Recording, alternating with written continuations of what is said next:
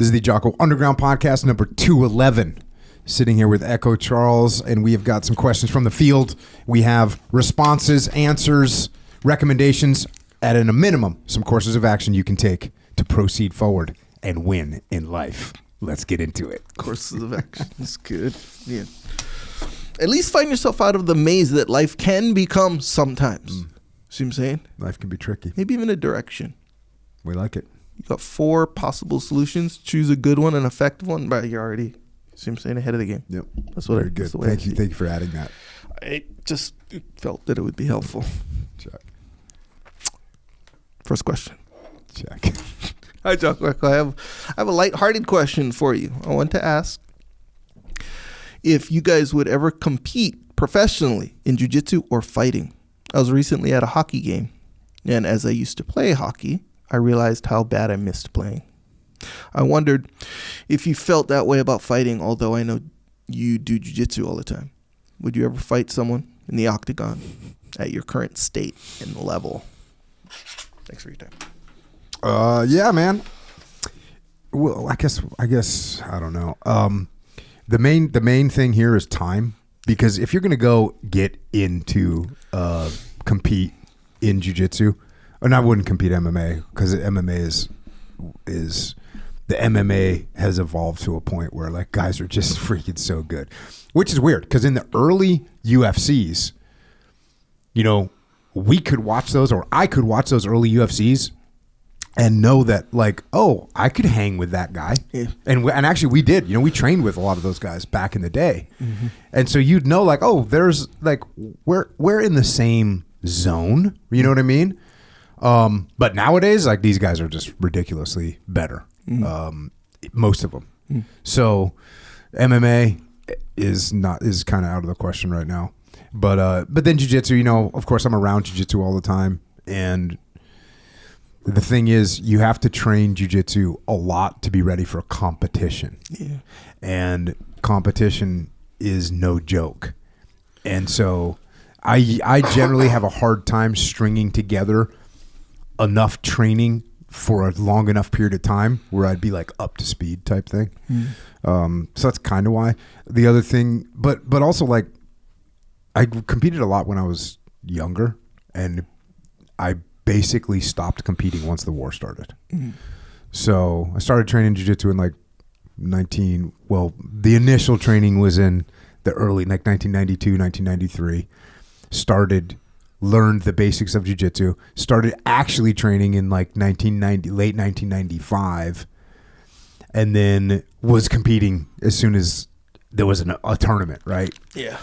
And then competed a bunch in those years, 95, 96, 97, 98, 99, 2000, 2001, the war started. And I competed a few more times when I was in college, but then it was like I just didn't want to get hurt and not be able to do my job, which when you compete, your chances of getting hurt go up. Yeah, so that's another reason. And you know, I just enjoy training a lot, and I get the gratification filled from training jiu-jitsu and training with a bunch of great guys, and everyone's cool training partners. You know, everyone's good. I train with like guys that are really, really good, guys that are actual world-class guys.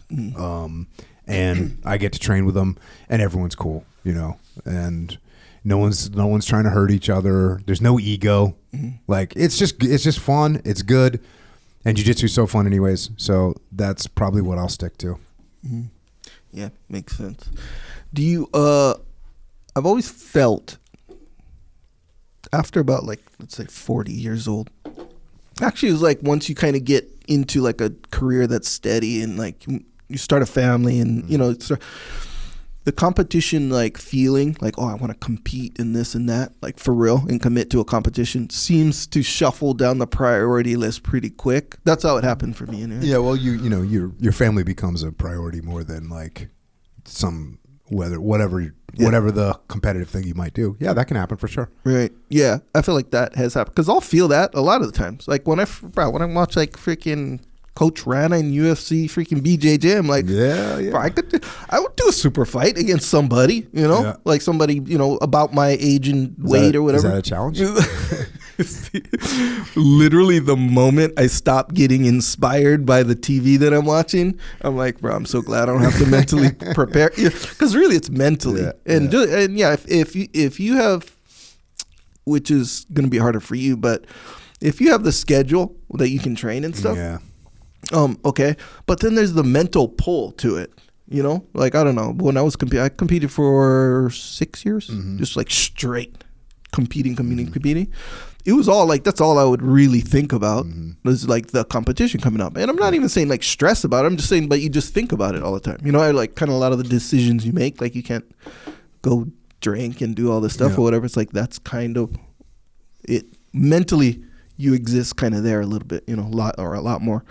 So I am not in the mood for that part of it at all. What's kind of cool is I was talking to Coach Rana and she was like, the horrible feeling of why did I sign up for this? What am I doing here? Why did I volunteer for this? I don't really need to do this. I could say I sprained my ankle walking over here and not have to do this, like all those things. And she's like, this is the only way I can get that feeling. Oh, like the only way you can get that, like, I've got to overcome all these little mental things. She's like, the only way I can get it is to compete. That's the only, because we go out, it's like, just like I was just saying, like I'll go out and train. I'm going to train in about an hour. I'm going to train with, I'm going to get out there. We're going to, what is it? Slap, bump, and roll, right? And I'm going to do that with a bunch of people. I'll get tapped. They'll tap some people. It won't really matter. Have some draws, but like it's no one's watching. No one cares. No egos are hurt. My ego doesn't care. Their ego doesn't care. It's all good. But then when you take that out onto the stage, and you're competing, and then all of a sudden it's win or lose. All these people are watching you. It's accepting defeat. It's being dominated. It's being beaten. But despite all your investment and all your training, you've lost.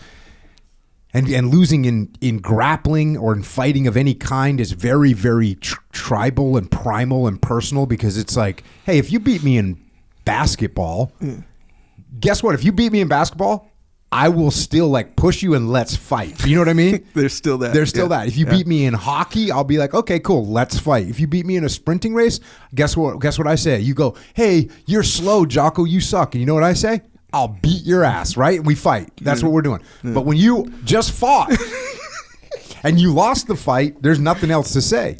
Nothing else. And even you don't even see, like, occasionally you see it. Occasionally you'll see like a grappling scenario where the grappling outcome of a grappling match will escalate into a fight. But you don't see it very often because everybody kind of knows. Right. Like if I just beat you in a grappling match, I would beat you in an MMA match a lot of times, right? Everyone kind of accepts that.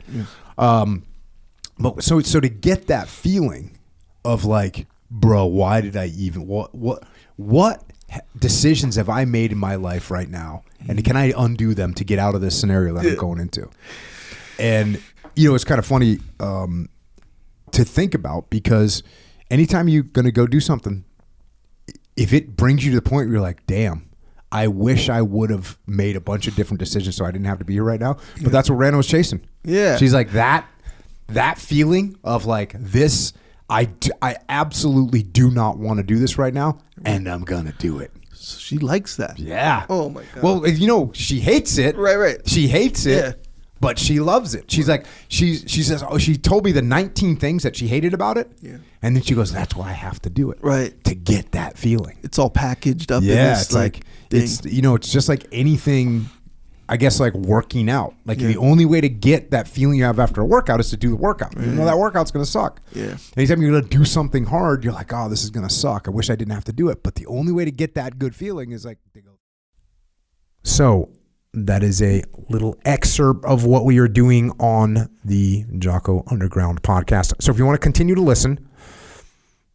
go to jockounderground.com and subscribe. And we're doing this to mitigate our reliance on external platforms. so we are not subject to their control. And we are doing this so that we can support the Jocko podcast, which will remain as is, free for all, as long as we can keep it that way. But we are doing this so we don't have to be under the control of sponsors.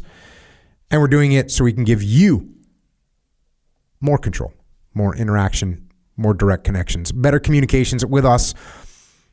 And to do that, we're building a website right now where we'll be able to utilize to strengthen this legion of troopers that are in the game with us. So thank you. It's JockoUnderground.com. It costs $8.18 a month. And if you can't afford to support us, we can still support you. Just email assistance@JockoUnderground.com and we'll get you taken care of. Until then, we will see you mobilized underground.